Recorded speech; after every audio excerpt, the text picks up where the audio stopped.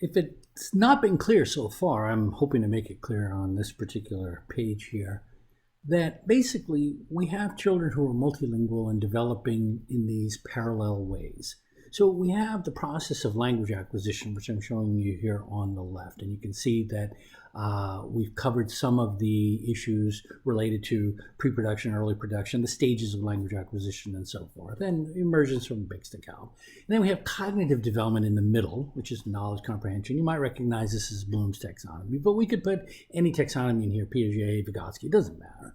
And then on the right-hand side, we have academic development or instruction, where we move from pre-readiness kind of training, when we're young, before we go to preschool, then readiness training, basic skills, and so on and so forth. Now, children are developing along these three lines, linguistically, cognitively, and academically, all at the same time. And as long as things stay parallel, everything is fine.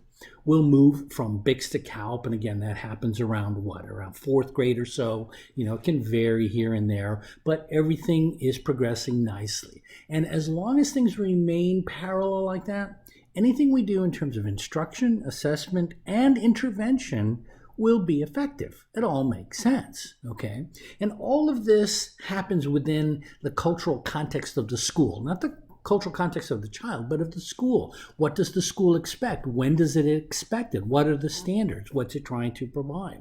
So all of this is embedded in that. Now, when we do our work, when we instruct, when we intervene, when we assess, okay, if we don't do things in a parallel manner, we have problems. So, for example, you're all at the advanced fluent stage in English right now. So is it necessary for me to have to teach you and talk to you at a pre-readiness kind of level? No, it isn't. That would be wrong. Why? Well, I would have to come in and I would have to do things like, point to that and say, that's the color yellow. Can you all say yellow? And you'd be thinking, oh my God, I think I'm in the wrong course. And I'd be thinking, well, you didn't do that very well. So let's go to that one and say, that's the color blue. Can you all say blue? And you'd be thinking, yep, definitely in the wrong one, right? I don't need to do that because you're able to understand things in a more advanced way because your language is more developed. Since you're at the advanced fluent stage in English, you're able to understand things at an advanced conceptual developmental level, which means I can show you charts and diagrams. You can take this course. You can read on your own. You can take quizzes. You can write things, and you're able to learn properly, right? No problem whatsoever. However, things also work the other way around. Por ejemplo, si yo empiezo a hablar en español, yo sé que tal vez unos pocos me pueden entender, ¿verdad? Ahora, ustedes que me pueden entender, por favor, háganme una cosa muy simple. Levanten sus manos derechas, no la mano izquierda, solamente la mano derecha. Y quédense como así, porque tengo que contarlas. Mira, 1, 2, 3, 4, 5, 6, 7, 8. ¿Y qué pasa con los otros? ¿Por qué no están levantando sus manos? ¿Es que no lo pueden hacer o no entienden? ¿Es que no comprenden? Tal vez, pero también puede ser que no lo pueden hacer porque son incapacidad, ¿verdad? Son mensos. Oh, wait, I shouldn't have said that. Oh, but I just said it in Spanish, so if you don't speak Spanish, you have no idea what I just said anyway, right? Didn't mean to insult those of you there. It was a mild insult, please. I'm just kidding around, you know that. But what happened to your learning the moment I code switched into Spanish? You were probably thinking, uh-oh, my computer just started doing Spanish for me. I need subtitles. Or my computer just went wacky because it's speaking Spanish to me. What happened to the English? You didn't learn anything. You didn't get anything out of it, did you? Why? Because you're at the pre-production stage in Spanish, not an advanced fluent stage. And so therefore, doing what I was doing was inappropriate. If I wanted you to learn in Spanish, I would have to do what I did before in English, except that I would point to it like that, and I would say, that's the color amarillo. Can you all say amarillo? And you'd be, no, okay, so we'd go to that one and say, that's the color, ese es color azul. Can you say azul? And you'd go, oh, azul. And look at that, and then you'd be learning in Spanish, because that's the level I'd have to go to. So you see, the whole thing is that children can be at two, and adults, but children can be at two different levels at the same time. You were all at this level here in English, so doing everything in English was not a problem. But many of you were way down here in terms of Spanish, so doing it down there is not a problem. Those of you who happen to be bilingual, right, and biliterate, You guys can do anything at either language. It doesn't matter. And if I was saying in English, saying in Spanish, you didn't skip a beat, did you? In fact, I gave a test while I was speaking in Spanish, and some of you might not have realized this. And the test was, please raise your right hand. That's all you had to do. And I know that some of you did it, but not all of you did. Why not? You see, that begs the question, doesn't it? And that's how we operate in our schools. We see the lack of performance, and that signals to us something is wrong.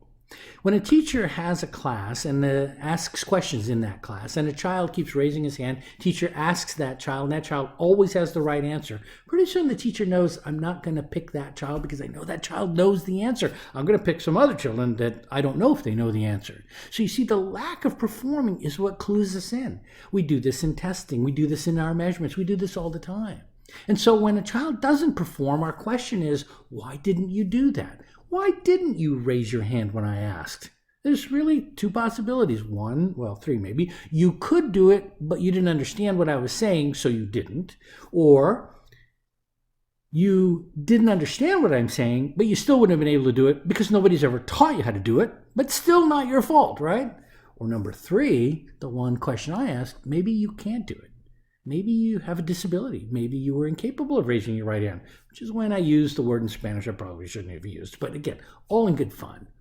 So you see, that's the determination. On one hand, maybe it's just a difference. On the other hand, maybe it is a disorder.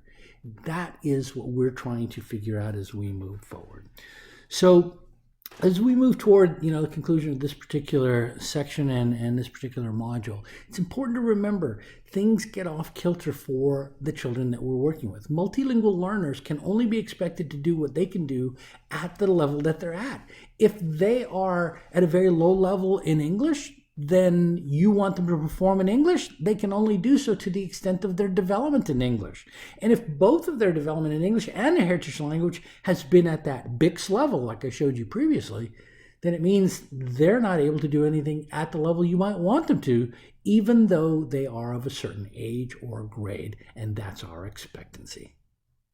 So bottom line is that education must follow maturation. And we forget about that. I actually have a nice little cartoon, but an illustration, a picture from an old newspaper. It gives you an idea how old this picture must be, because when we still had newspapers. And I found this many years ago, and I loved it because it showed a gentleman by the name of Kimani and Amaruge. And he is 85 years old, and it said he was billed as the world's oldest elementary school student. Now, I love that, world's oldest elementary school student, because to me, that was somebody saying, hey, he may be 85, but when he needed to learn what he needed to learn in school, he was in an elementary school, because education had to follow maturation. I just thought that was brilliant. But I didn't know, actually, more of this guy's story. He's quite famous. He was getting off the bus here because he was going off to address the United Nations, which was in session in New York. That's why he was there. Why was he there? Because he became an ambassador for international literacy.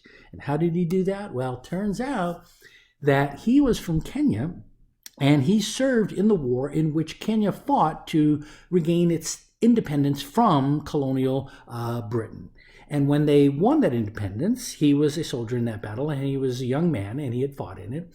And he grew up then in Kenya, and maybe 50, 60 years went by, and Kenya eventually passed a law that said education would be free for everyone. Now, he took everyone to mean everyone, whereas the law tended to mean, well, all children. So he shows up to his local first grade classroom in his elementary school, and they say, no, sorry, you're not a child. You can't be in here. He says, but it's free for everyone. And they said, but you don't have a pencil. He went and got a pencil. You don't have a notebook. But you went and got a notebook. Eventually, they relented and let him in. And this is a picture, you can see here, the Google Doodle honoring him, where he's sitting right alongside his first grade peers. They don't have kindergarten there, so they start at the age of 6 in first grade. And there's a beautiful movie about his early life and his story. It's called The First Grader. It's on HBO sometimes, if you ever get a chance to see it.